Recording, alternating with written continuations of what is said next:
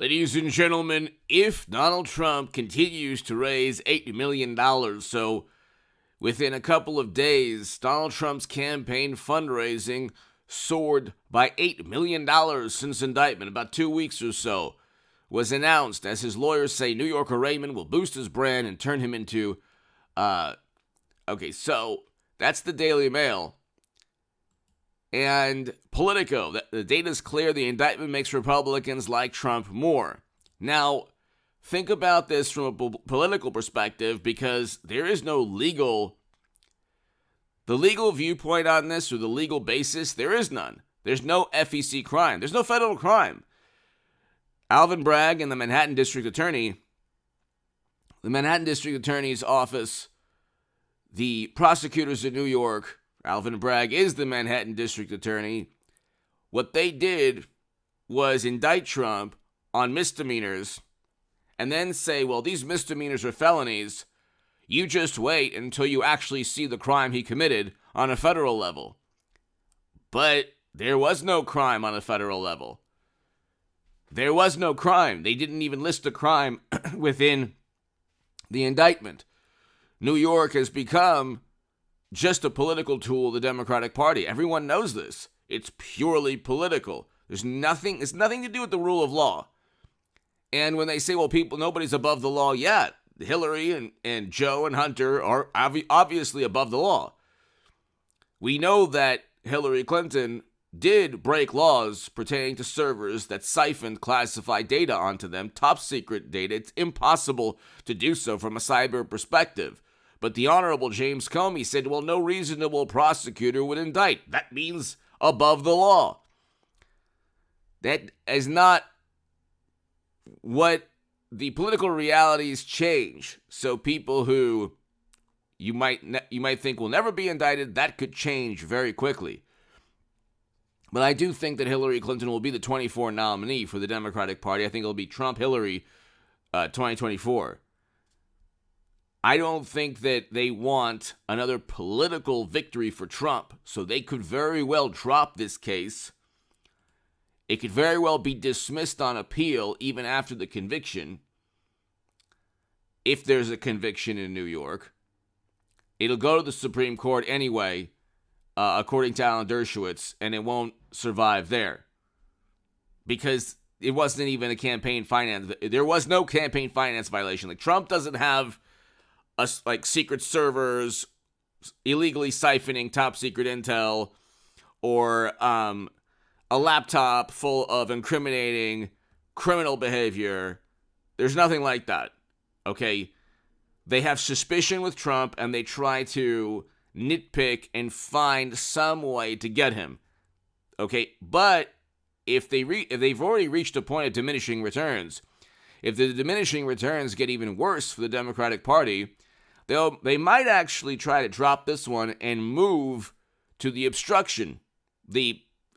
Another absurd allegation that Trump obstructed justice with the classified data probe, which is directly tied to Clinton's email server fiasco, national nightmare, disaster, and catastrophe. Everything that Democrats do when they go after Trump is politically tied to covering up their own criminal behavior. So, with Trump, they already accused him of communicating with servers in another country. That was a lie. And Bill Barr, DOJ could have a very good evidence in Trump documents case. ABC News, Barr warns Trump faces more classified data. Barr says U.S. potentially has very good evidence Trump has obstructed. Mediaite, Bill Barr says good chance Trump will be indicted for obstruction. Okay, he'll be indicted, but he's not going to be convicted of it. Well, again, the appeals court, Federal Court of Appeals, Alan Dershowitz and others have stated they don't have anything on Trump. Obstruction, the precedent has been set in terms of classified data. Clinton completely destroyed hardware and deleted all the information on the hardware even after Congress demanded them. And so when the FBI asked for all that information, she just completely gave them deleted hardware. And that's not the hardware that she destroyed or her people destroyed. But anyway, And I think she'll be the 24 nominee. I think this is all about 24. Hit subscribe to this channel. To my new Patreons, thank you so very much. Thank you so very much to my new Patreons. The Patreon link is below. And the super thanks to my super thanks. Thank you. Go to hagoodman.com to read my writing in The Hill, The Huffington Post, Salon, The Jerusalem Post, The Federalist, and other publications. And if you look at this, there's testimony. It's not only there's not only a completely weak case here. There's testimony, ladies and gentlemen, regarding the Manhattan DA, other prosecutors that Jim Jordan and James Comer have demanded. So they're going to ask, well, have you been in contact with Democrats?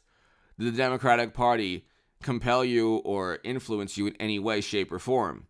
And they'll ask they'll ask that question in a variety of ways. Did you meet with any Democratic operatives, lawyers, public relations executives, activists? These people campaigned, the Democrats in New York campaigned on getting Trump. That's not justice, okay? Especially since, again, it's very important to understand that Trump doesn't have servers. Trump doesn't have 150 banking transactions like Joe and Hunter with emails that are like asking Trump or Donald Trump Jr. for influence on another company's behalf.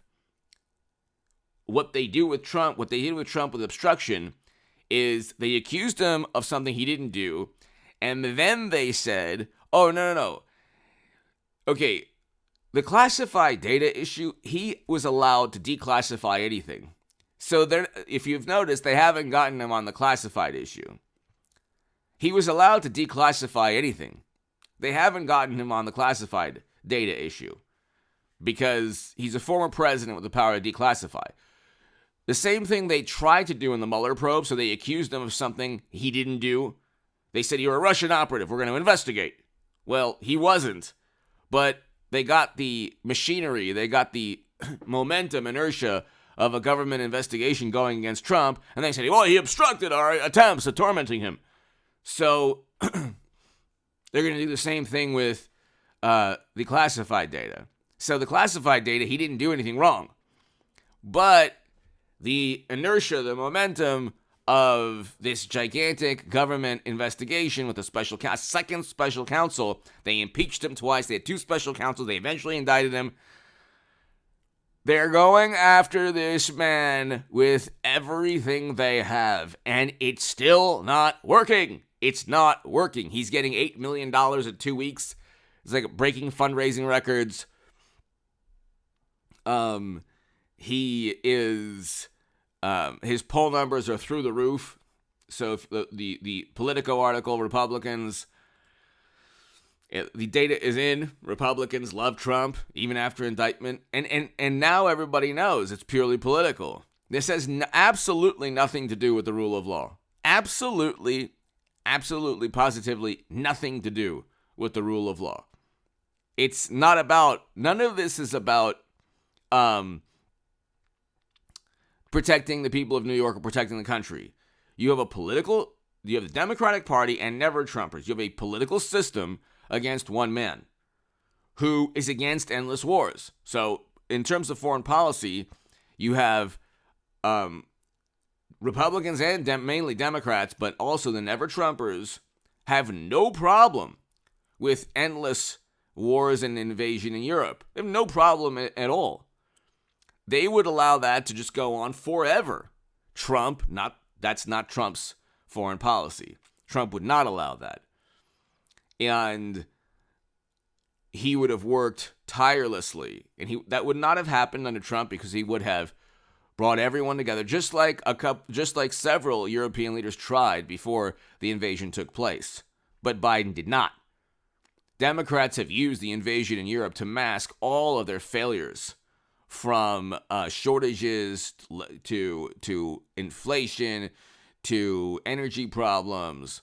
So, I mean, this is just a catastrophe. objectively, Trump was a better president in every way than Biden, especially in terms of foreign policy and economic policy. And give me your thoughts below. I'll be back in about an hour or so. Give me your thoughts. Thank you so very, very much.